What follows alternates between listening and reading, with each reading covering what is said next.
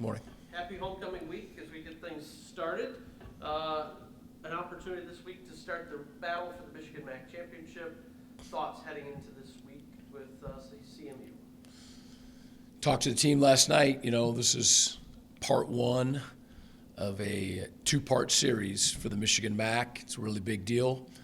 And we know what it's like to have it, and we know what it's like not to have it. And Central Michigan's part one, and you can't think or do anything about part two, until you play and handle part one. And so obviously it's a huge week for us, playing a really good team. They just stormed back from 24-0 versus Ohio. Ended up losing 25-27, and just a really, really impressive comeback. It's gonna be a battle. Coach, outside of the score, what disappointed you most about that effort against Miami? Good question.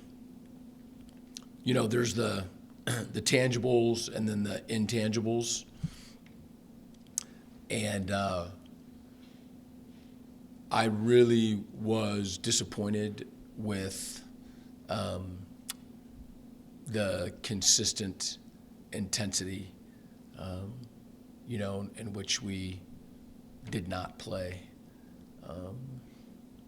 And ultimately, that's, my responsibility to have our team, in that moment, ready for that moment. And so that was the most disappointing thing would be the intangible. Obviously we gave up explosive pass plays defensively, which just really, really hurt us. And then offensively, our conversions on third and fourth down, just weren't able to convert, and that hurt us bad as well. So those would be the three glaring disappointments. Were you concerned at all with offensive line push on a couple of those short distance plays there? It seems like quarterback sneak or that they weren't getting the push maybe they needed for that. Yeah, on the sneaks, they were submarining, and that's happened now a couple times. So it's hard to get a push when you're submarining, but even outside of the sneaks, we did not assert our will and physically move the line of scrimmage, to convert on those third and fours. Coach, we didn't see Elijah Jackson-Anderson until late in the game. Was the plan to kind of lay off of him a bit in that game, or just scenario-wise? Oh, yeah, just how the game played out. Okay. All right, thank you, Coach. Yep. Coach, on the energy part, we talked about the energy when you guys, not just for this game that we just happened, but the St. Francis game too, the energy coming into it was kind of a problem too. What kind of has to change in-house to make sure that, hey, we still have 3 more home games, we don't want to come out slow again? What has to change in-house to make sure that, your team's giving full energy the rest of the way? Motivation is it's a really, interesting topic and phenomena. I mean, ultimately, individuals are, motivated and can be motivated. And motivation may not be the right word, but when you're talking about the energy, I think that has something to do with it. I've heard people say, and I agree with them, is that, it's not about being motivational, having a coach or something like that, some pregame speech or whatever. It's, you hire and you recruit motivated people, and you have motivated people, then, it doesn't necessarily take much, and it's intrinsic. But that's probably not the right word. Our guys we're all motivated for the game. The first play of the game happens, and that can't take the wind, out of your sail. Don't think that it necessarily did. I mean, our offense responded with a 12-play drive and went down and scored. I just think that Miami probably played with the kind of desperation that I like our teams to play with every single week. That's and again, that may not be the right word. That's in no way a condescending word at all. That is, again, I want our teams to play that way every single week. I just think I've said it before. If we're a baseball team, then a month doesn't even matter, right? There's so many games.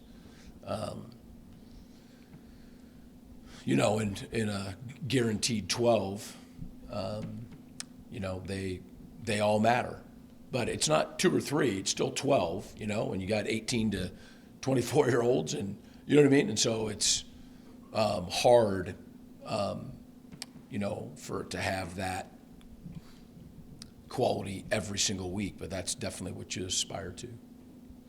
Earlier kind of hit on, wanting to convert more on the third downs, but, this season there's only been one game where your offense has had less third down attempts than the other team, and that was the season opener.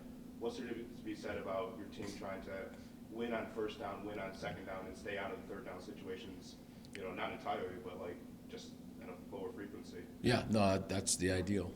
I will say third downs, we were 8 of 18, which I think anybody in the country would take that. It's just, what we could have been if we had converted on the third and shorts would have been a crazy high, completion of conversion percentage. But yeah, Coach Pike said it to the QBs yesterday. I mean, the best kind of third down conversions are not to be in third down. One of your guys' new players, especially on O-line, with all that's moving around, especially one of your new players, Blake Bustard, came in with experience from Wayne State. What have you seen out of him to be able to swing to the right side and the left side to anchor down the tackle spots and kind of gel with his new teammates? Yeah, first of all, awesome fit, awesome human being. He's an Eastern Michigan football player. He's, he is one of the things that's fun about him too. He's been here since January, but he still is just continually, being grateful, for being here. Just loves being here, and as a player, he's a really good player. And you talk about him playing on both sides. It's difficult to do, especially coming into a program being new to the offense and all of those things, but. He's got high football IQ. He's confident, and he keeps getting better and better. And the more familiar and the more experience he has with these guys and in our offense, just the better and better he's getting. And one more transfer to hit on Bryce Llewellyn on defense. He finally got his first minutes of the season. What's it been like for him to, come into the team, not be able to play right away like he probably wanted to? And for him to finally go out there for a little bit, what have you seen on him this year?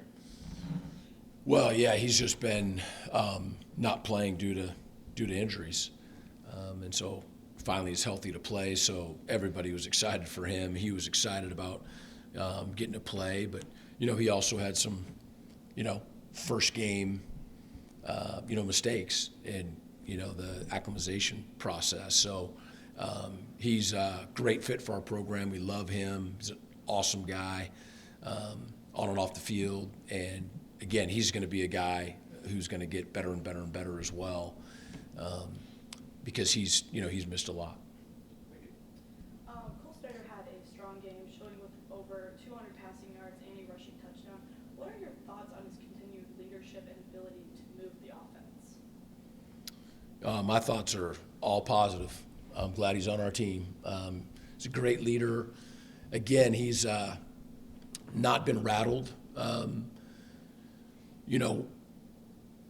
It's really hard to go for an entire season without throwing an interception. And I'm not saying that I wanted him to throw an interception, but, sort of his next challenge was overcoming and responding, to a turnover.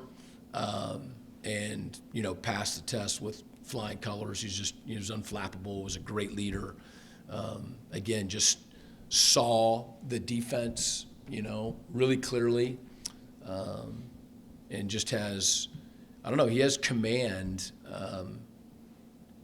over himself and his ability to make the ball go where he wants it to go. He's not perfect. Nobody's perfect or anything like that, but just I love him leading our team. And the team has consistently rushed for over 100 yards in the 5 out of the first 6 games. What do you think the key has been to maintaining such a strong ground this season? Yeah, I think that we're doing a good job of having a balance, with the run and pass, and both those things help each other. Talked a little bit about, this week how they want to try to make you one-dimensional, and, they weren't able to do that. We were able to rush, what wasn't easy at times. But I think, the equal proficiency on both the ground and in the air is going to allow for that. Coach. Yeah. Coach, Jim Harkema will be back on campus for the homecoming weekend. You were also tied with him in MAC victories, #1 all-time in school history. What does that mean to be in the same sentence with Harkema, and what will it mean to have him back on campus? First of all, really excited to have him back. He was at the press conference when I was introduced here, which meant a lot to me. I didn't really know it at the time. I knew he was there, but the magnitude of it for me really didn't make sense, but I quickly, figured that out. And then he's been really helpful and really good. And it's not like we're talking every week or we're not, but anytime, I've got a question or invite him to something or anything like that, just super receptive, cares about this place. And just immediately, he lives in Tennessee now, just immediately was like, let me, talk with my family and got back, and he's really excited about being here. And I know, that the football alumni, that know him, played for him and all that are really excited. We're going to have a really big group of football alumni come back. And he holds the record of MAC championships. So that's the one that I'd love to share that title with him. And it's been important for you to have the alumni come back too. That's something you really embraced from the get-go, but that means a lot to you, that players, not only from your era, but every era come back and embrace. Hey, it's their program, you know what I mean? It's their school, and, a lot of guys have seen the building. Not a ton have seen, Crosby Field and all that. And really for the first time, I've really asked guys to come back. Always are welcome, and homecoming you hope, and there's everything going on, and I'm asking again that all football alumni show up this Saturday, October 19th, for our homecoming game versus Central Michigan. We want you here. We need you here. It's gonna be a great day. We're excited about it. Thank you, Coach. We're good? Good. All right.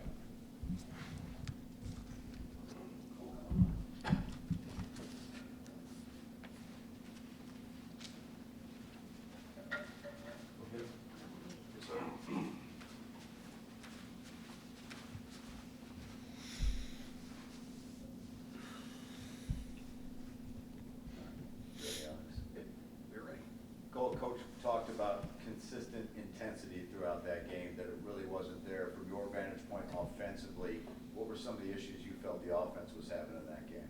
Yeah, like he talked about, it was intensity, throughout the game, so it wasn't the whole time. I thought the offense did a really good job of coming out and responding to, a little adversity that we hit, But, at the same time, in my eyes, it's like, we don't play defense. We don't play special teams. Some of them do, but we play offense, and it doesn't matter what happened the series before, whether the defense got a turnover, takeaway, it really doesn't matter at the end of the day.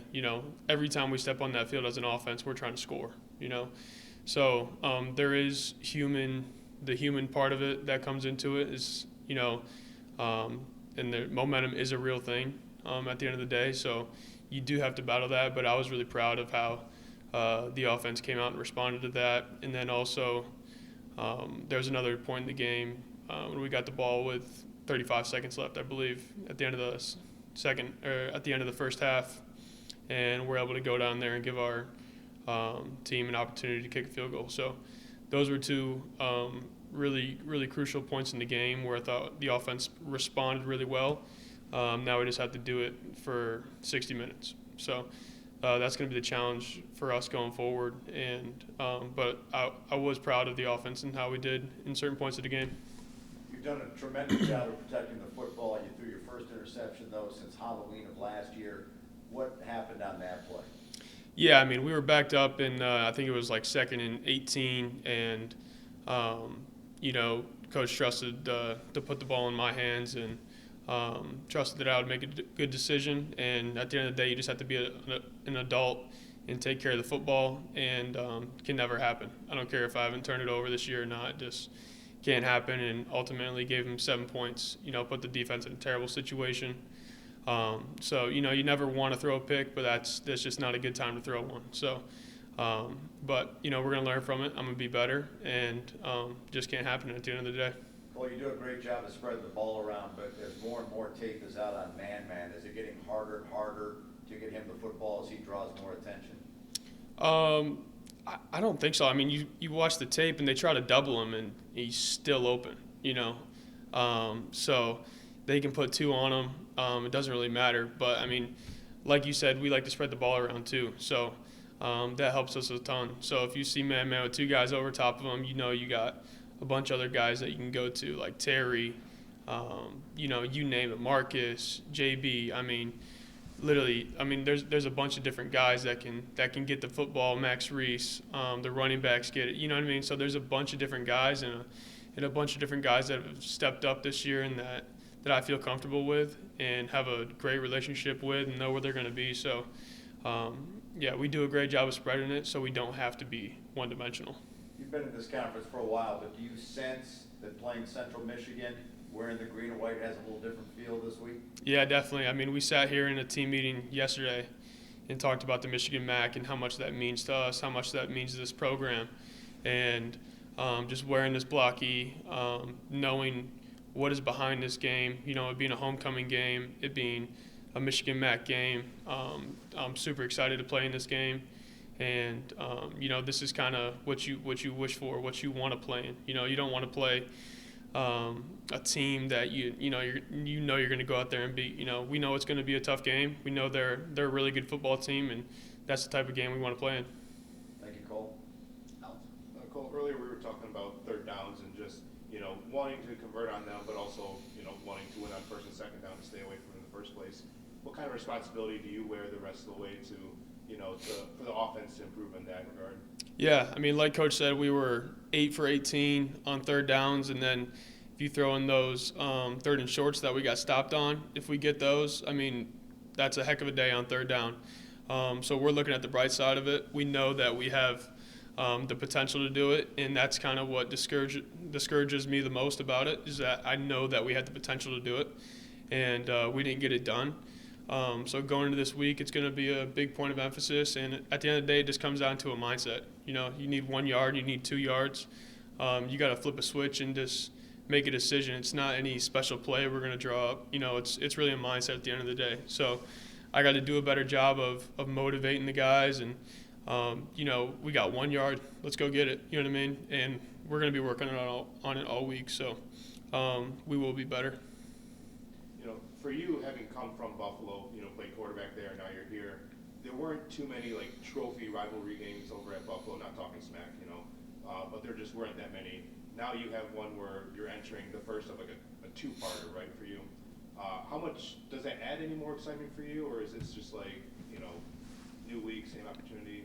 Yeah, I mean, it's there, and it definitely means a little bit more. But at the end of the day, some things are too important to take seriously. And what I mean by that is, you can sit there and bang your head against the wall, and sometimes that's not always the best recipe for success. So at the end of the day, I take it as a nameless and faceless approach, and I'm going to prepare the same way I would prepare against Washington, against any other team that we're playing. It's the same process and same preparation for me each week, but there's just a little bit of heightened sensitivity to it. And like you haven't, like obviously you just for your first interception of the season, first since a Halloween last year when you played against Toledo, you know, you went 245 passes since then without throwing an interception to the other team. Obviously you don't want to ever throw that interception, right? But, you know, what kind of like, I don't know, I guess not gratitude, but like, I don't know, how do you feel about like your performance and just like having the pride to do that? Yeah, I mean, you're not supposed to throw interceptions, you know. So at the end of the day, I'm just trying to do my job and play quarterback well. You know, the line goes out there and does their job. The running backs do their job. I'm just trying to do my job, and my job's to throw it to our team and get it to our playmakers in space and play quarterback well. You know, and whenever coach trusts me to put the ball in my hands and put the ball in the air, you know, I'm gonna go out there and do my best to make the right decision. And you know, I think the O-line does a great job of just giving me time back there so I don't feel rushed and can get the ball to our playmakers and stuff. So the playmakers do a great job of getting open and getting separation. So without them, you know, none of that could happen. And did you play against Central before when you were at Buffalo? Yeah, I played them twice. Okay. Yep. And my last, so, you know, obviously with them up ahead, like what are you expecting to see out of them now that it's going to be your third time facing off against their defense? You know, what do you expect to see out of their defense and their coaching staff this week? Yeah, I mean, they're a hard-nosed team. They're talented, and when I played them the first time, they had a 24, 28-point comeback. And so you know they're going to be playing the whole game, 60 minutes, and it's going to be a dogfight. And you know that's what we're getting into, and that's what we're preparing for. Thank you. Max Reese had a career high of 7 catches against Miami. How has your connection with him and the rest of the receiving team grown throughout the season? Yeah, I think you know, doing it in practice is one thing, and doing it on air is one thing. You know, and that helps build the connection that you need. But then to go out there and see him do it in the game, and trust them when it's really nail biting time and everything, that's where you get the real connection that you guys build. So that's great to see. I didn't even know that, but that's awesome to see out of him. Yeah. And just with homecoming against Central Michigan coming up, how are you and your team preparing for the atmosphere and the challenge of that big game?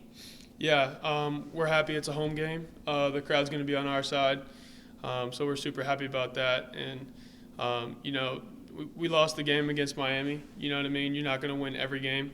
We would love to, but, I mean, this team isn't backing down from anybody. And, like, we're ready to go out there and just knock these wins down. You know what I mean? We got a great football team. We got a confident football team. And we're just ready to go out there and play Eastern Michigan football. One last one for you. For anybody tuning in, what's your message for them to why they should come to the homecoming game this Saturday? Yeah, I mean, if you want to see Eastern Michigan football play in the factory, it's a great opportunity. It's going to be a great atmosphere, and we can't wait to have you there. And we love you guys and want to see you there.